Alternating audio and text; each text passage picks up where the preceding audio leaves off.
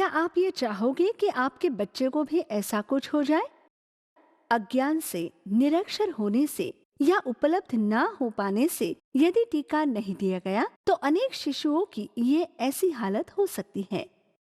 बच्चों को, खासकर शिशुओं को और नवजात बालकों को सिफारिश किया गया टीकाकरण समय पर कराना जरूरी है। नवजात शिशुओं के पास नैसर्गिक रोग प्रतिकारक इम्यूनिटी होती है जो उन्हें अपनी माता से और स्तनपान कराने से प्राप्त होती है, किंतु वो पर्याप्त नहीं होती। बच्चा जैसे जैसे बढ़ता जाता है वैसे ये इम्यूनिटी कम होती जाती है। इसलिए आपके बालक का टीकाकरण करने पर उसे जानलेवा बीमारियों से संरक्षण मिलता है। इसलिए टीकाकरण अत्यंत महत्वपूर्ण है। अपनी संतान स्वस्थ रहकर अच्छी तरह से बड़ी हो जाए, यही हमारी इच्छा रहती है और इसलिए जानकारी हासिल करना बहुत जरूरी है। तो हम शुरुआत करेंगे अहम सवाल से। क्या होता है टीकाकरण और कैसे होता है? संक्रमण रोगों से अपने शरीर को टीकाकरण के जरिए इम्यूनाइज करना या बचाना सबसे आसान और सुरक्षित तरीका है। तो यदि भविष्य में आपका कभी इन बीमारियों से संसर्ग हो जाएगा तो यह इम्यूनाइजेशन आपके शरीर को उनका मुकाबला करने में सहायता करेगा। अभिभावकों द्वारा अक्सर पूछा जाने वाला सवाल है जिसका हम अब जवाब देंगे। टीका किस तरह से काम करता है? सामान्यतः अनेक बीमारियों के संदर्भ में उस रोग के जंतुओं का शरीर में प्रवेश हो जाने पर बीमारी पैदा हो जाती है। तब एक प्रत्युत्तर के रूप में उन जंतुओं का सामना करने हेतु एक प्रतिकारक शक्ति तैयार करती है जो उन जंतुओं को नष्ट कर देती है। फिर बच्चे उस बीमारी से मुक्त हो जाते हैं। इसमें एक चीज हमारी समझ में आती है कि बच्चे में रोग की शुरुआत होने पर ही शरीर की रोग प्रतिकारक क्षमता सिद्ध हो जाती है। अब हम ये जान लेंगे कि वैक्सीन या टीका होता क्या है। टीका मतलब कोई संपूर्ण रोग जंतु या उसका कुछ अंश जिस पर प्रक्रिया करने के पश्चात उसे इस तरीके से बदला गया है कि उसके रोग निर्माण करने की क्षमता नष्ट हो जाए। परंतु इसी वजह से शरीर की इम्यूनिटी या रोग प्रतिकारक शक्ति जब वो शरीर में दाखिल हो जाती है तब तैयार होती है। अब आप समझ गए होंगे कि टीका लगाने से आपके बच्चे का उसकी बाल्यावस्था में हो जाने वाली कई जानलेवा बीमारियों से रक्षण होता है। अब हम वैक्सीन या विभिन्न टीकों के बारे में विस्तार से जानकारी लेते हैं। भिन्न भिन्न बीमारियों के लिए भिन्न भिन्न टीके काम करते हैं। इसलिए पोलियो, चेचक, घटसर्प और धनुर्वात और अन्य अनेक बीमारियों के भिन्न भिन्न टीके होते हैं। पोलियो के टीकों जैसे कुछ मुंह से दिए जाने वाले टीके होते हैं, तो बीसीजी जैसे कुछ बाहों पर दिए जाने वाले टीके होते हैं। टीके या तो अलग अलग या एक से अधिक एक साथ प्रकार में उपलब्ध होते हैं। जैसे कि पोलियो, बीसीजी, हेपेटाइटिस के टीके अलग अलग दिए जाते हैं, तो डीपीटी, एमएमआर ये एकत्रित किए हुए टीके हैं। इंजेक्शन द्वारा दिए जाने वाले टीके त्वचा के नीचे दिए जाते हैं, मतलब चेचक, मीजल्स के टीके स्नायुओं में दिए जाते हैं। आखिरकार टीकाकरण ये सामान्यतः यानी पोलियो या डीपीटी के जंतुओं का प्रभाव होने से पहले एक प्रतिबंधात्मक दक्षता हेतु दिए जाते हैं। कुछ टीके रोग जंतुओं का प्रादुर्भाव होने के पश्चात दिए जाते हैं। मिसाल के तौर पर कुत्ता काटने के बाद रेबीज के टीके देते हैं। संक्षिप्त में भिन्न टीकों का प्रयोग कई पहलुओं को जानने के बाद किया जाता है। माता पिताओं से अक्सर पूछा जाने वाला सवाल होता है, मेरे बच्चे के लिए कौन कौन से टीके सही हैं? बालकों को कौन से टीके दिए जाए, इस बात की सिफारिश अनेक आधिकारिक संगठनों की ओर से की जाती है। भारत सरकार के एक्सपांडेड प्रोग्राम ऑफ इम्यूनाइजेशन अर्थात ईपीआई अंतर्गत हर भारतीय बालक को कम से कम कौन से टीके दिए जाने चाहिए, उसकी की गई सिफारिश इस प्रकार है।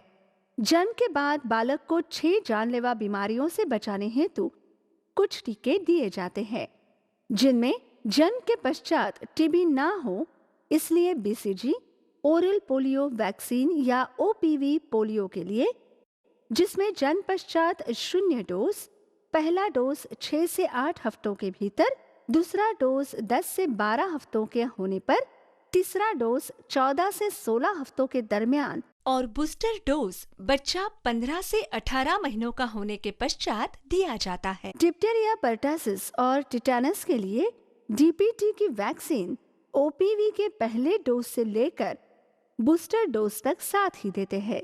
ज्यादा बूस्टर डोज ये केवल डीटी का मतलब डिप्टेरिया और टिटानस का होता है, जिसे बालक 4 से 6 साल की आयु का होने पर दिया जाता है।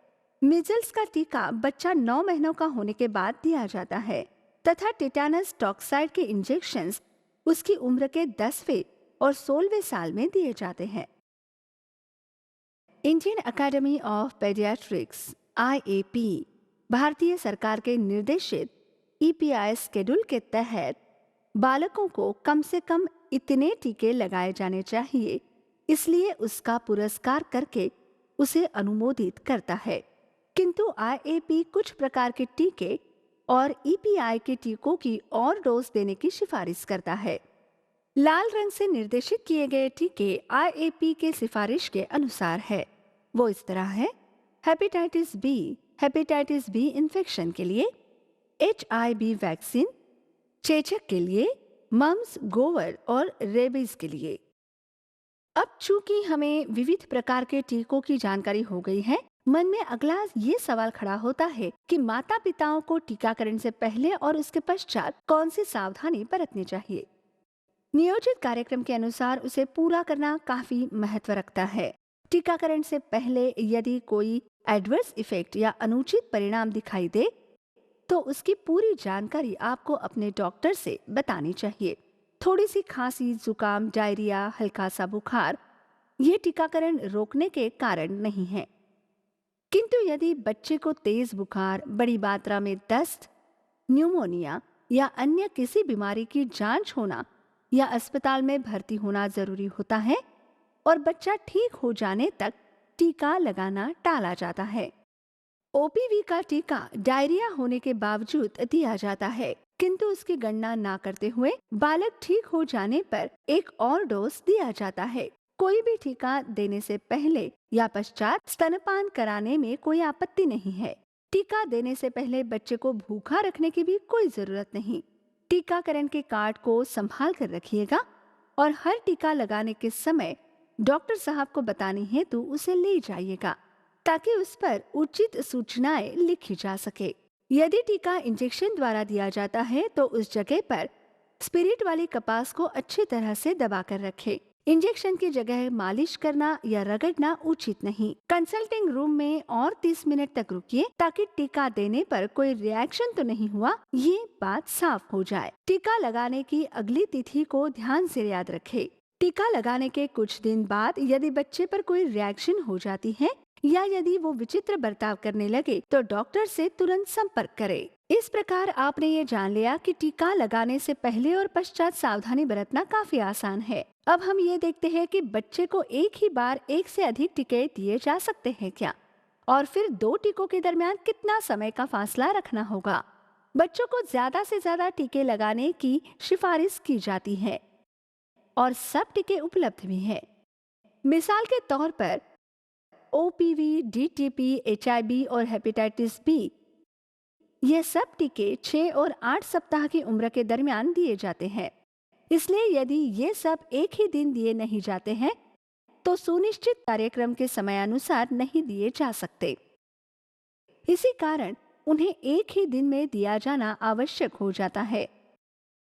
तो इस अनुसार एक ही इंजेक्शन से DPT और HIV एक साथ मिलाकर एक ही जगह पर या 2 अलग अलग इंजेक्शनों से 2 अलग अलग जगहों पर दिए जा सकते हैं।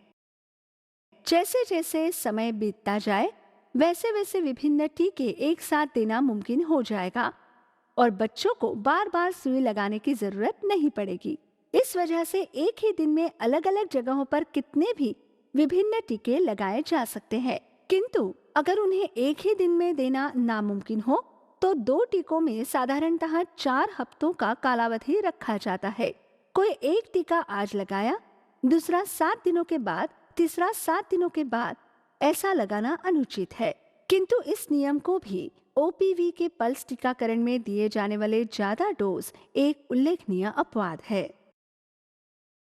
टीकाकरण कार्यक्रम के प्रकार और समय सारिणी की हमने जानकारी ली है, किंतु टीका कब लगाया जाए या कब ना लगाया जाए ये जान लेना भी आवश्यक है। इसके पहले टीकाकरण के समय जिन्हें यदि भारी रिएक्शन आ गई हो तो उन मरीजों को वो विशिष्ट टीका पुनः ना लगाया जाए। जिन पेशेंट में प्रोग्रेसिव न्यूरोलॉजिकल डिसऑर्डर यानी मस्तिष्क का बढ़ता असंतुलन जैसे लक्षण दिखाई दे, उन्हें डीपीटी के स्थान पर डीटी दिया जाना चाहिए। जिन्हें अंडों की तीव्र एलर्जी हो उन्हें मीजल्स का एमएमआर टीका देना नहीं चाहिए। जिन मरीजों की प्रतिकारक शक्ति की स्थिति में एचआईवी या एड्स जैसे रोगों के लक्षण दिखाई दे तो उन पेशेंट को यदि किल्ड वैक्सीन का पर्याय उपलब्ध हो तो लाइव वैक्सीन न दिया जाए। तो अब बच्चों को टीके लगाना कितना जरूरी है इसकी संक्षिप्त में हमें जानकारी मिल चुकी है। बच्चे तो ईश्वर की देन हैं और माता पिता होने के नाते उन्हें विभिन्न बीमारियां फैलाने वाले जीवाणु और विषाणुओं से सुरक्षित रखना हमारा कर्तव्य है। वैक्सीन या टीके के जरिए अपने बच्चों का रक्षण होकर उनकी रोग प्रतिकारक शक्ति बढ़ती है। स्वस्थ और सशक्त बालकों का पालन पोषण हमें करना है। हमारी ये जंग टीकाकरण के खिलाफ नहीं तो उन बीमारियों के खिलाफ है। आपके बच्चे का भविष्य आपके हाथों में है। उसकी रक्षा करना ही माता पिता का कर्तव्य है, क्योंकि इसका कोई विकल्प नहीं।